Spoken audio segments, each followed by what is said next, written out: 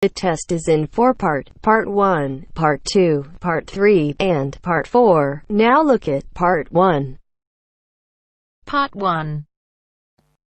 First, you have some time to look at questions 1 to 5.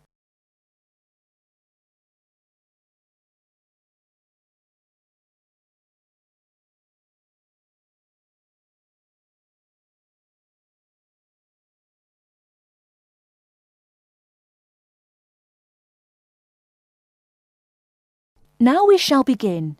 You should answer the questions as you listen, because you will not hear the recording a second time. Listen carefully and answer questions 1 to 5. Hello, this is Business Nationwide. Daniel speaking. How can I help you? Hi there. I've recently started up a small business, and I noticed on your website that you run some courses for people who are starting up. That's right, we do. We offer 2 courses which may be of interest to you. Our first course is called Getting Started. It's a 2-hour evening course and it runs from 6 p.m. to 8 p.m. We discuss things like, is starting a business right for me? Writing a business plan, and some of the legal issues. It runs at various locations in the area. Where are you based? I live in Eastleigh. Eastleigh. So the closest course to you would be in Hanbridge, and the next one is on the 20th of March. Uh-huh. And how much is that? That one is free. OK, well, it might be worth it. But did you say you're trading already? Yes, since about August. Well, you might be better off taking our 3-day course, Business Basics. It's not free, I'm afraid. It's subsidised and costs £80 for the 3 days, unless you've been unemployed in the past 6 months, in which case it's just £20. No, that doesn't apply to me. Before you hear the rest of the conversation, you have some time to look at questions 6 to 10.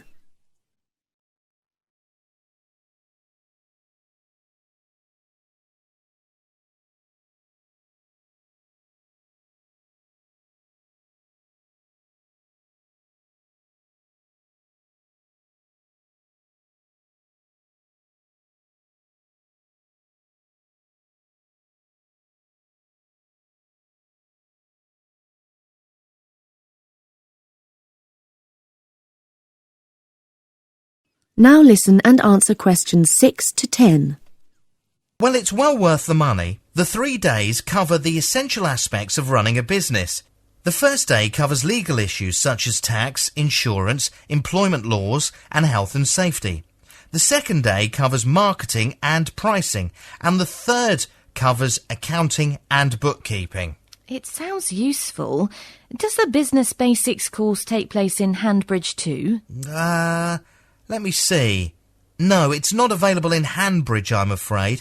The nearest course to you would be in Renton. There's one on the 5th of March and another on the 18th of April. Yes, that might be useful. I'll send out a pack to you if you like, with some details of the courses and also some information about what you need to do to set up and who you need to register with. Great. Can I take your name? Yes, it's Lilla Park. Lilla? Is that L-A-I-L-A? No, L-I-L-A. Lilla Park. And your address, please. 39 White Lane, Eastleigh. And have you got an email address? If so, we can send you details of any courses that are happening near you that you might be interested in. Yes, it's lilla.park@rainbow.com. Great. Well, I'll have the information pack sent out to you today. Thanks, that'd be great. My pleasure. Bye. That is the end of Part 1. You now have half a minute to check your answers.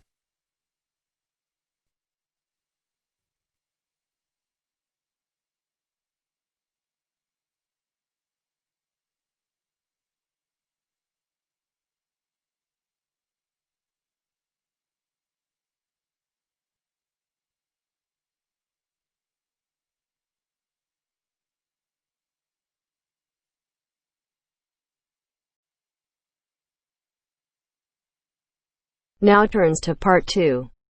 Part 2.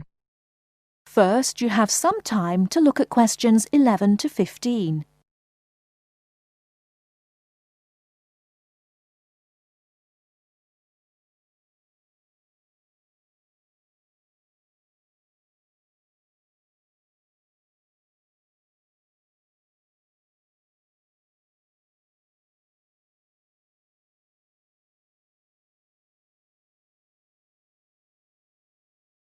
Now, listen carefully and answer questions 11 to 15.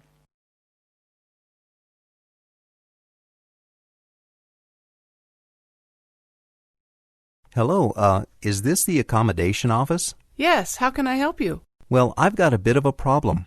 I'm staying at the Godfrey White dorm, and on Monday the warden came and told me that I have to move out this Thursday. Really? How long have you been staying at the Godfrey White dorm? For the last 10 weeks. Oh, have you been doing one of the summer courses here then? Yes, I've been doing the academic language course since the beginning of July. And didn't you realize that your accommodation was temporary? No, I thought I would be able to stay there for the whole year. I didn't read the small print on the document. The warden went through it with me, and now I see my mistake. Oh dear, so you're looking for somewhere to stay then? Yes. Well, I'm afraid all the places in the dorms are full. I mean, there may be some students who don't show up when term starts, but we won't know that for the next couple of weeks. The best thing you can do is look for a private house. You'll have to share with 3 or 4 other students. Meals aren't included in the price, of course, as they are in the university dorms, and you'll have to contribute to the electricity bills. Where can I find out about these houses? I've got a list here, but it's not up to date. Rooms are taken up every day, so it's hard to know whether a house has a free place or not. I can give you a photocopy of this list and you can ring round. Can I use the phone here? I'm afraid not. If we let everyone who asks do that, there'd be someone here all day. Do you have a map? It'd be useful to know where these places are. Yes, I can give you a map. This one's got the bus routes on it, too, so you can find out how easy it is to get from the house to the university.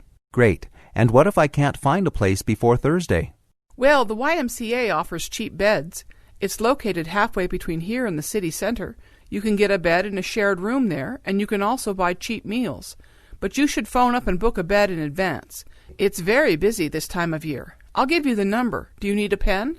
No, don't worry. I've got one. So, the number's 482-5903.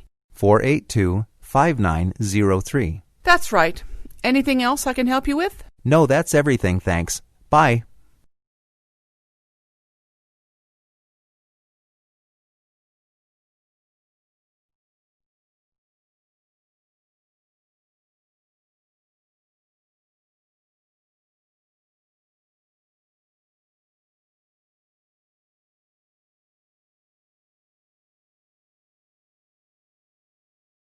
Before you hear the rest of the talk, you have some time to look at questions 16 to 20.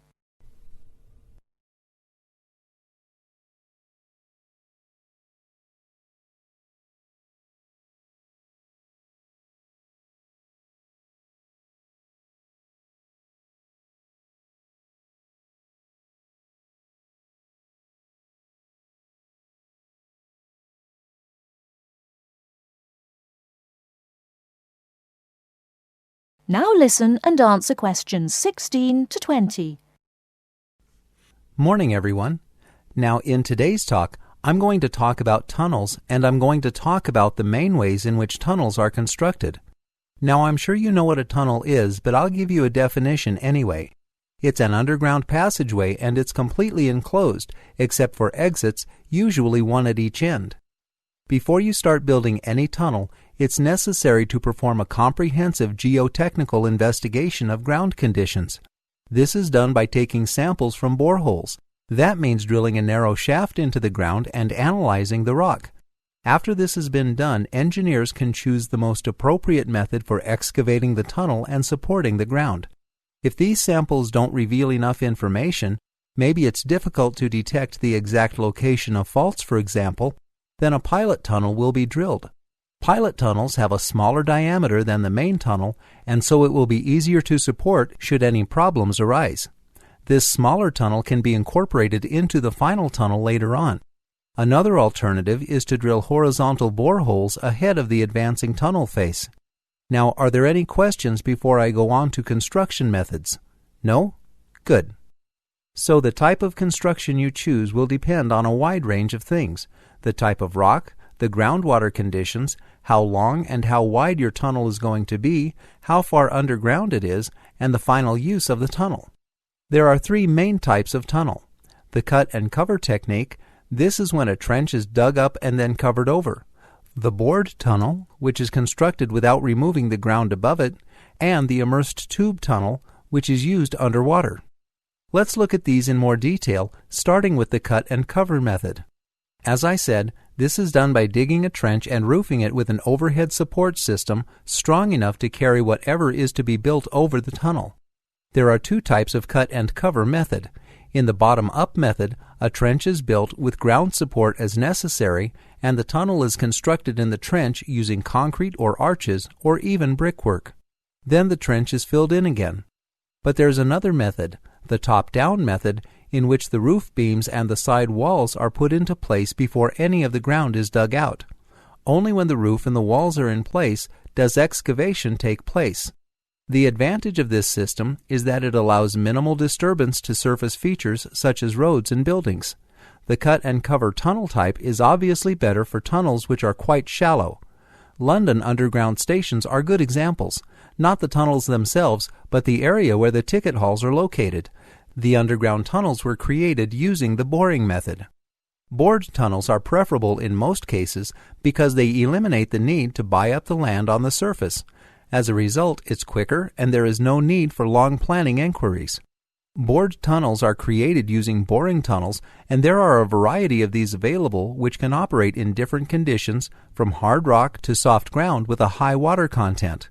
Another important thing that the engineer needs to know is the stand-up time.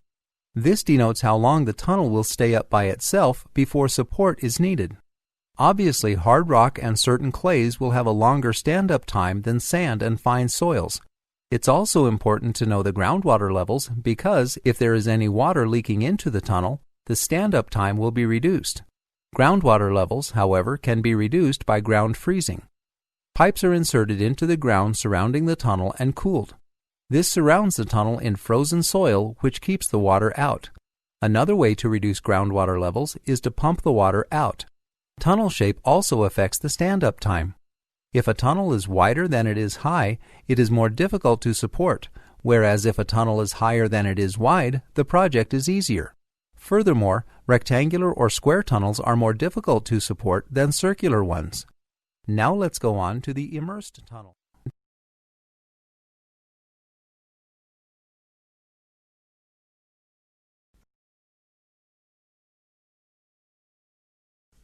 Morning, everyone. Now, in today's talk,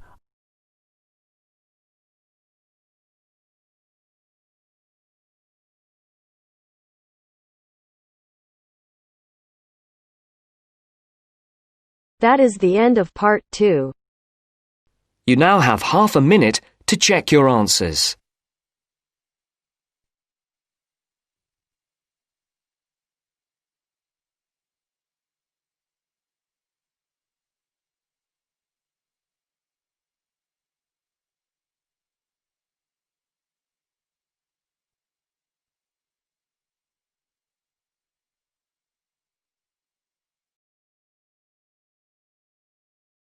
Now turn to section 3.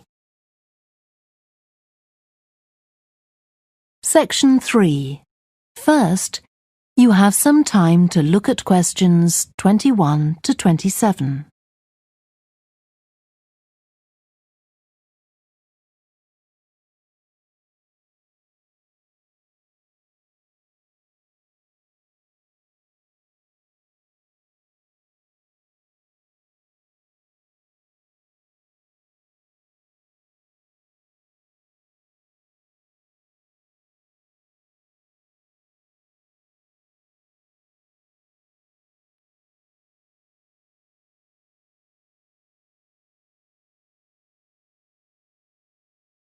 Now listen carefully and answer questions 21 to 27.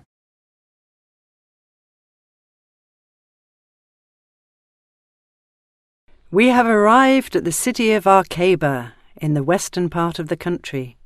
This is your free day in our excursion, but if you follow the instructions on the map I've just given out, you'll be able to sightsee the city on your own during the day. I'll pick you up at this spot again in 6 hours, that is at 6 p.m. Please try to be punctual, as we need to head off to Sustain to spend the night there. And remember, we'll have dinner together on the way. Now take a look at the map. I'll give you a short description of the most important places that you shouldn't miss. Ready? In the centre of the city is the National Congress, from where Independence Avenue goes straight to the railway station, at the northernmost point of the city. West of the National Congress is St Paul's Park, rectangular in shape, and extending almost to the limits of St James's Circus, a circular area where you'll find colourful antique shops and cafes. St James's Circus is overlooked by a row of modern buildings belonging to the Army running alongside it on the east. From the National Congress, a straight, narrow road branches off to the left. It reaches the Modern Art Museum just inside the city boundary. Before you hear the rest of the discussion, you have some time to look at questions 28 to 30.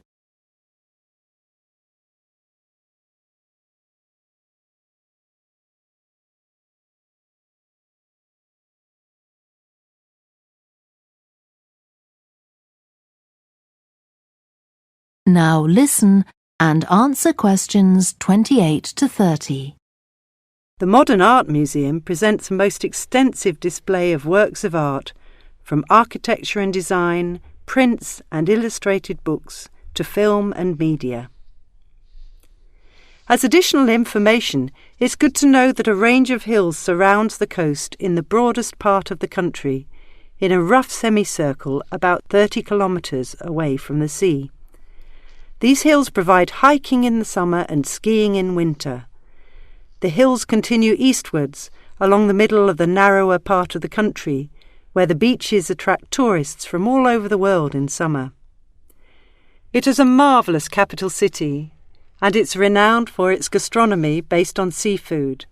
It's also of historic interest because of the role the city played in the Revolution. Does anybody play golf? Golf courses are one of the most traditional games in the country, and there are several good courses around the city.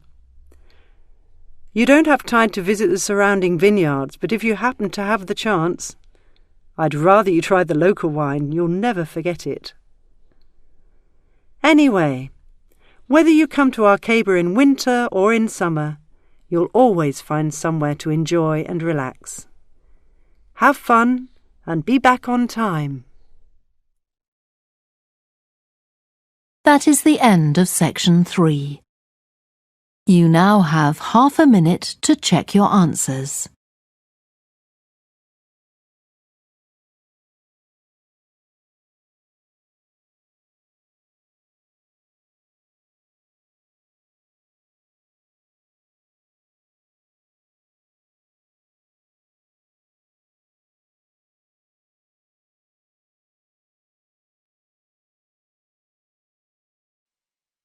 Now turns to Part 4. Part 4. First, you have some time to look at questions 31 to 40.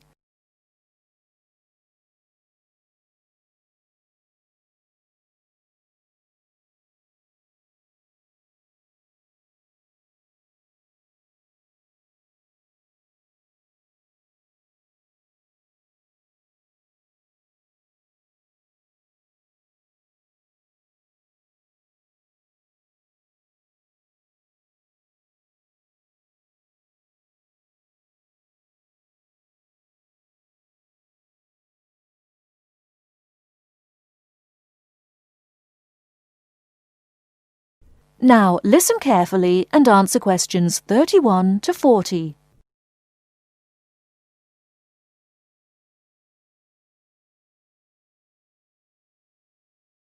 Last month, the renowned and much-loved singer Lena Horne died in New York, aged 92. This Afro-American singer and civil activist worked in America in the golden era of stage and screen, meeting such great names as Billie Holiday and Duke Ellington. We have with us here in the studio Joel Lightwater to tell us more about Lena Horne's remarkable life. Thank you, John. Lena Horne was born in 1917 to a Brooklyn family, described by a prominent writer as the talented 10th, a name which was given to those members of the African American community who were educated and socially prominent. Her family were activists in African American rights. Her grandmother, Cora Calhoun, was in fact the founding member of the NAACP, that is, the National Association for the Advancement of Coloured People. Indeed, at the age of 2, Lena was photographed parading in a protest. Her childhood was split between her grandparents' townhouse in Brooklyn and her mother's lodgings in Harlem, her father having left the family when Lena was only 3 years old. She went to school at Brooklyn Girls High, but when she started singing at the famous Cotton Club at the age of 16, she dropped out without a diploma. All her life, Lena's mother Edna had hoped that Lena could use her performances to break down race barriers. This was not an easy thing to do in the race-conscious culture of the time. At one point, Lena was advised to advertise her creamy complexion as Latin, something she refused to do. While later in her career, studio executives in Hollywood suggested that she darken her skin colour with makeup. Matters relating to racial equality were always high up on Lena's priorities. During World War II, when she was entertaining soldiers and prisoners of war, she noticed that she was always being asked to perform for groups which segregated in terms of colour. In the rare instances where she sang for mixed groups, white German prisoners of war were seated in front of the African American servicemen. She soon refused to perform for such occasions, and, since the US Army refused to allow integrated audiences, she put on her own show for a mixed-colour audience. After the war years, Lena had the opportunity to move into the glamorous world of Hollywood, and she was the first African American to be signed on a long-term studio contract. However, this was an age when the colour barrier was still strong. Black actors rarely had the chance to play anything more than maids and butlers. Although Lena was beginning to achieve a high level of notoriety, she found that she rarely had the chance to act, and many of her lines were cut during the editing process. Only in 2 incidences did she play a character that was central to the plot. But Lena's elegance and powerful voice were unlike anything that had come before, and both the public and the executives in the entertainment industry began to take note. By the mid-40s, Horne was the highest-paid black actor in the country, and her songs were instant classics. However, Horne's great fame could not prevent the wheels of the anti-communist machine from bearing down on her. During the 1950s, she was marked as a communist sympathiser as a result of her civil rights activism. She soon found herself blacklisted and unable to work on television or in the movies. At this time, however, she continued to sing in nightclubs and made some of her best recordings. In the 60s, she was once again back in the public eye. Since the 16-year-old danced her first steps on the stage of the Cotton Club, much has changed. Thanks to her continued musical, theatrical and political efforts, she paved the way for many other non-whites in the entertainment industry. But what she will be remembered for most of all must be her ability to move generations of audiences with her shimmering resonant voice, singing the classic greats like Black Coffee and the unforgettable Stormy Weather. Last month, the renowned and much-loved singer Lena Horne died in New York, aged 92. This Afro-American singer and civil